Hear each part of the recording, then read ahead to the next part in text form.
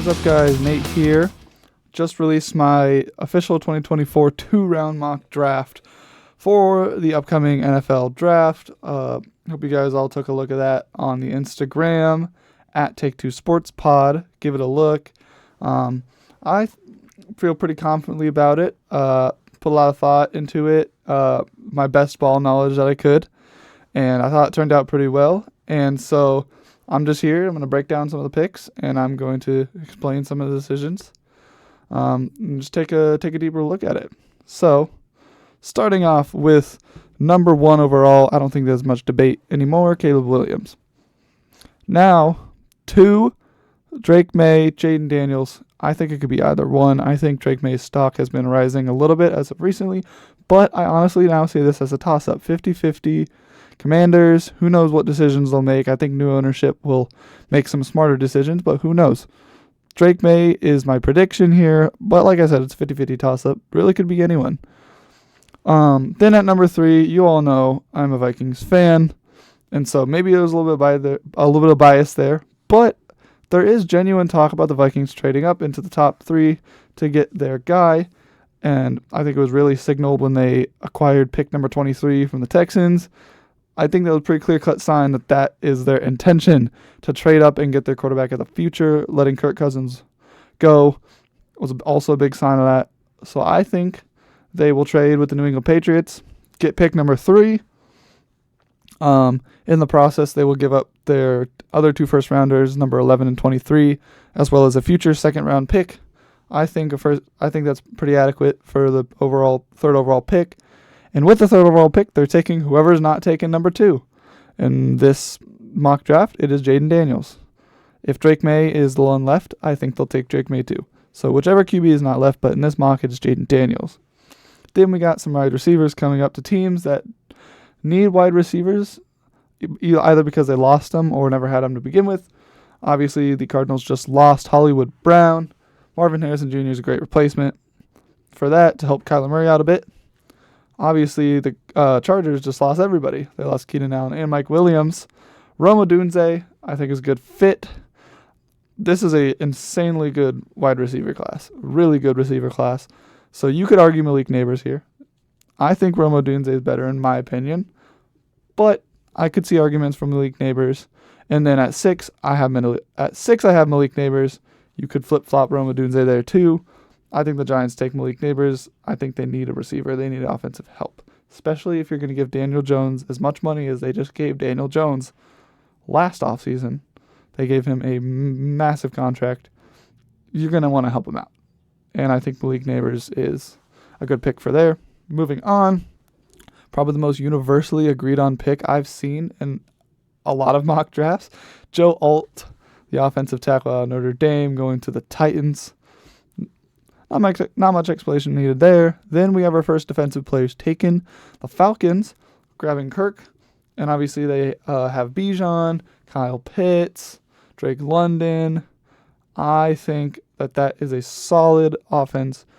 They work on that defense. The Falcons could be scary next year.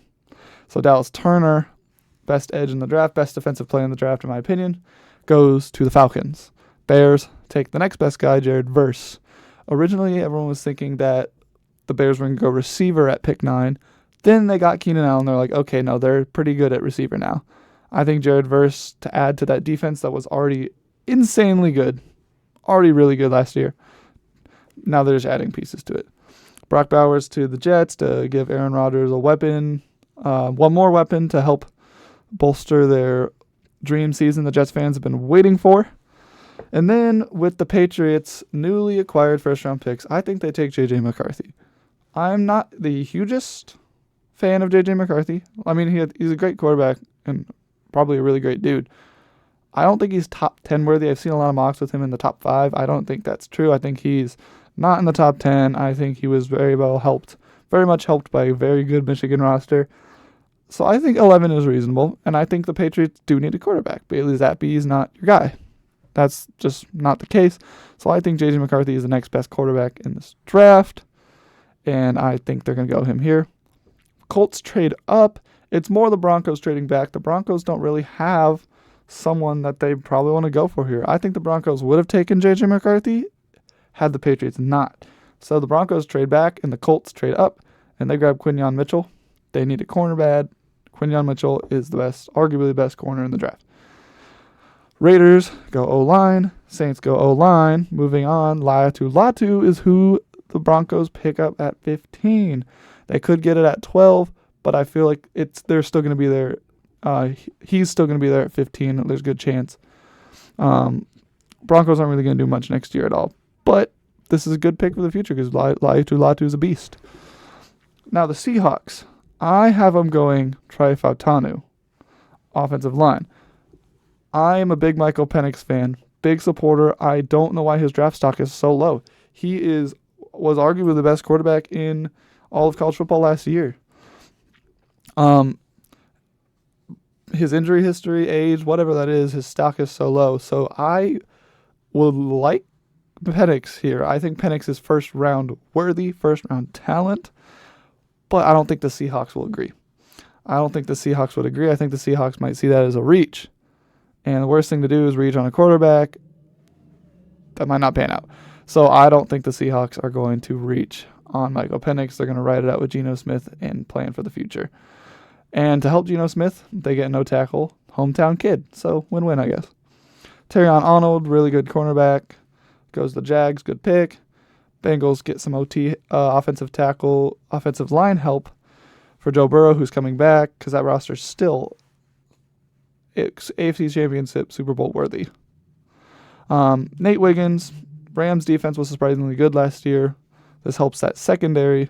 Always can use help in the secondary in the modern NFL. So, Nate Wiggins. Steelers, losing Deontay Johnson was huge.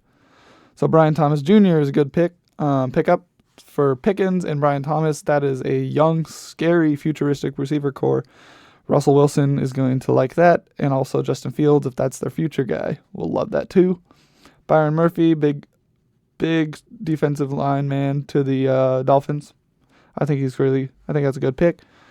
Cooper DeJean. Eagles secondary was abysmal, disappointing last year. It's why they honestly started losing at the end of the year. The defense was Swiss cheese, and that secondary was horrible. I think they have to go secondary here. I think Cooper DeJean is the best guy at this pick, and I think that Cooper DeJean could either be a safety or a cornerback. There's a lot of talk about he could play as safety, either one. Either way, I think he makes an impact on that pretty bad secondary. Moving on, the Patriots get J.J. McCarthy, some offensive line help. Good pickup. Cowboys, they don't really have like a glaring roster problem. Their problem is that they can't win in the playoffs. The roster is fine and honestly very well fit for playoff runs. They just can't do it. I don't know why. So I think J.Z. Newton is a good pickup because he's probably one of the best defensive players, if not the best defensive player left at this pick. And they could use some D-line help. That secondary is strong. I don't think they need much help in the secondary. Kool-Aid McKinstry, obviously the Packers just picked up McKinney. And the Packers' offense looks pretty darn good. And they're putting some work on that secondary and the defense. Kool-Aid McKinstry is just an addition to that. I think that this is a good pickup for the Packers to really round out their whole team. Chop Robinson, absolute demon of an edge rusher out of Penn State. Then more O-line help for Kyler Murray and the Cardinals. And then Bills didn't know what they were going to do with this pick. Then they traded Stephon Diggs. They need a receiver. A.D. Mitchell from Texas is a very good receiver. Then we got 3 straight offensive line picks. The Lions take Jackson Powers Johnson to help the interior a bit with their excellent tackles. Guyton goes to the Ravens to help not only block for Lamar, but also block for Derrick Henry. That's going to be scary. And then the 49ers, really not much else I thought they would do with this pick. They have also a really good roster, and there's not a lot of stuff that they desperately need that's like a reasonable pick at 31. So I gave them the best O-tackle remaining at this pick, and that's Jordan Morgan. And then to round out the first round, the Chiefs grab Xavier Worthy. This pick is going to be a receiver. It was probably going to be a receiver no matter what. Then the Rashee Rice news broke. Now it is 100% going to be a receiver. Xavier Worthy is very similar to Rashee Rice. They're both speed demons. Great great hands, great deep ball threats, and we know Mahomes has arguably the best deep ball in the league today and arguably of all time. That's just going to be a great offensive fit. So that's round one. Round two, the Panthers get their first pick in the draft, and the Panthers need so much help. You could really go anything here. I think they go Ladd McConkey to help Bryce take another step, because Bryce Young's confidence is probably super low. He had a pretty bad year.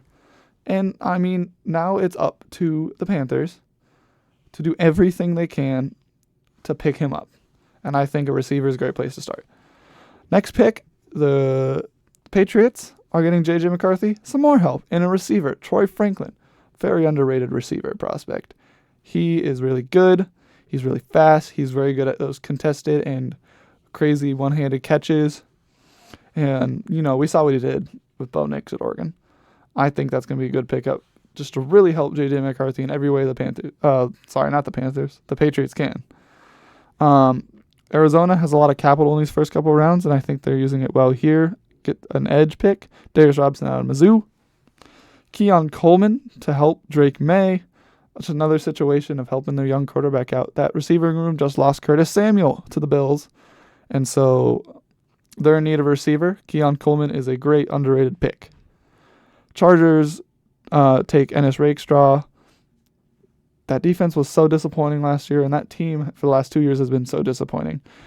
They need any help they can on that defensive side of the ball if they're going to compete at all.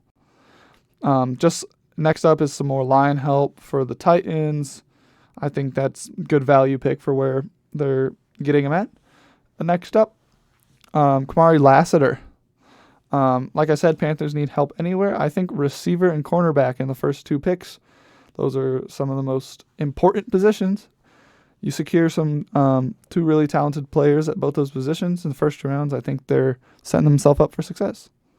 More help for Drake May in an O-line pick for the Commanders. And then some more O-line help for Jordan Love and the Packers. Can't go wrong with O-line help. Not at all. Then we have our first safety of the draft and the first Texans pick of the draft. The Texans, who are scary. They loaded up. Quickest rebuild I've ever seen. And, that defense was pretty good last year, and it just got a lot better with the additions they've signed in free agency. And I think Tyler Nubin to really round out that secondary. Obviously, I'm a Minnesota guy, and I love Tyler Nubin. I love him so much. He's amazing. He's incredibly athletic, and he just has great vision. I think this is a great pick to just round out that Texans defense that is young and scary. Falcons get more receiver help for Kirk. And then we got two more quarterbacks off the board, Michael Penix and Bo Nix. I talked about Michael Penix earlier, and I said, you could have seen the Broncos take him. You could have seen the Raiders take him. You could have seen the Seahawks take him in that first round. Like I said, I think a lot of teams think that in the first half of the first round is not where he's going to land. That might be a reach, and that may be risky. I personally think that Michael Penix is top 16 worthy. Personally, I just don't think that that's what's going to happen. And if you look from pick 16 to now, where we're at pick 44, all those teams in between have their quarterback figured out, or at least have a quarterback that is going to be their starter and is not up in the air. I mean, back half of the first round has all their, obviously those are the good teams, those have their quarterbacks figured out. And even the beginning of this first round, Panthers, Patriots, Cardinals, even the Titans, they all have quarterbacks figured out. So I think that the Raiders are fine not taking Penix earlier, because looking ahead, none of these teams in front of them really need a quarterback. So I think Penix will fall to 44 if he doesn't go in the first half of the first round. So Michael Penix Jr. is a great pickup for the Raiders because their quarterback room is not that good. And then, obviously, Bo Nix goes 2 picks later. I think this is more accurate to where Bo Nix is projected to go. And the Broncos, I don't even know who their starting quarterback is right now. Brett Rippon. I don't know if Brett Rippon's still on the team. But that's the thing. The Broncos are blowing it up and starting a new thing with Sean Payton, and I think Bo Nix is a good pick and especially at where they're drafting him here at 46, I think it's safe. Not a reach, good value. Bengals take Roman Wilson, which is a good pickup for that receiver room, especially with T. Higgins. Future with the team next year, not so certain. So I think that's a good pickup. Our first linebacker, this is really just like safeties. Not an insanely deep linebacker class, and not a lot of teams need linebackers that bad. Edgerrin Cooper of Texas A&M, and then you can see a little bit later Peyton Wilson of NC State. Just some good defensive additions to defenses that could use it. Obviously, the Steelers got Patrick Queen, and so that would be a good addition to that room. The Giants take Jatavion Sanders, the tight end. Not a really deep tight end draft outside of Brock Bowers. And so, like I said earlier, with the Giants, just get Daniel Jones some help. You paid him so much money, you need him to succeed. And it's up to the Giants to set him up the best they can for that. And if you didn't see, the Giants traded back with the Bengals because there wasn't really much they were going to get at 47. Chris Jenkins from Michigan, underrated defensive pickup that the Eagles seem to always get every single draft. And also with Kelsey retiring, that Eagles O-line was a little fragile. I think Cooper Beebe is a good future guy for that offensive line. The Browns' first pick, they take Xavier Legette, probably the most underrated receiver in this draft. And they're adding it to a room with Amari Cooper and Jerry Jeudy and David Njoku. Really just giving Deshaun Watson as many weapons as they can because he's looked pretty bad, and they paid him and they gave up so much to get him. He has to perform next year. It's make or break. And I think that giving him another receiver is a good move. Moving on, Malachi Corley, just a little more receiver depth for the Dolphins. And then Mikey Sainristil, DB to the Cowboys. That's an underrated pick. Like I said, the Cowboys have a good roster, and that secondary is pretty good. But Sainristil is a very flexible DB. You know, he could play corner. I also think he can play safety in the NFL. Either way, whatever way he goes, he's going to be good, underrated. He was great on Michigan. He was the defensive player of the Big Ten championship game. The best defensive player that was. Speaking of defense, Junior Colson, also from Michigan.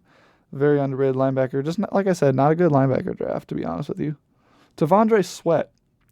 A lot of people might look at this and say, wow, that's late for T'Vondre Sweat, who's such a highly stouted prospect out of Texas. And that's true. I think it is, but I'm surprised to see how low a lot of people, analysts, agencies, whatever, have him rated. I think it was a great pickup for the Packers at 58. And then just some more secondary help for both the Texans and the Bills. The Bills had kind of an overhaul in the secondary, got rid of a lot of players. Max Melton would be a good additional piece to that secondary that is depleted. Then we have the last trade up of the first two rounds, and that is the Chiefs trade up with the Lions. And they get Braylon Trice to add to that edge, to add to the defense, the Chiefs defense that was so good, arguably played the biggest part in winning them the Super Bowl outside of number 15. And I think Braylon Trice is a really, really good edge rusher, a most underrated edge rusher in the draft. And the thing is that I don't think the Lions were going to go edge rusher, but the Ravens were. And the Chiefs want Braylon Trice because he's a very good prospect. So I think they trade up with Detroit, and I think they take Braylon Trice, and the Ravens were like, oh, crap, that's who we wanted, but we'll take the next best edge rusher, and Marshawn Kneeland. And so that's what that goes. And then the last two picks of the first two rounds. For the 49ers, Jalen Polk. The 49ers lost Ray McLeod. I think Jalen Polk's just a good addition to that receiver room. You can never have enough receivers. And, you know, who knows? Maybe they can turn into some return specialists, special teamers. Jalen Polk is a great, great receiver, a deep ball threat. We saw him on Washington. He's a dog. And then to round out the second round, The Lions, who traded down to 64, take Mason Smith from LSU, a D lineman, not an edge rusher, but still helps out the interior of that D line to pair with the edge attack of Hutchinson and Davenport. And yeah, obviously there's a little bit of the trade recap and what each team gave up to trade up. And so yeah, this is my mock draft for the 2024 NFL, not NBA, NFL draft. And this was me explaining some of the picks and why I made them. I had a lot of fun making this draft, and I'm going to have a lot of fun watching the NFL draft because this is a really good draft for quarterbacks, for receivers, for edge rushers, for corners. There's talent. This is a talented draft, and there is a lot of options that could happen. A lot of things. Mock drafts, aside from certain picks like Caleb Williams and Joe Alt, for example, are very, very different mock draft to mock draft because there's so many things that could happen. It's exciting. It's beginning of a new NFL season, and who's not excited for that? Well, this has been a bonus episode of Nate explaining his mock draft for the 2024 NFL draft. Episode 10 will be coming to you guys shortly. A certain other person might have a mock draft to share with you guys.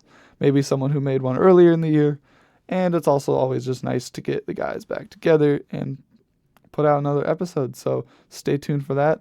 Thank you for sitting with me while I explain my reasoning. And yeah, I hope you guys have a great rest of your day. And we'll see you in episode 10.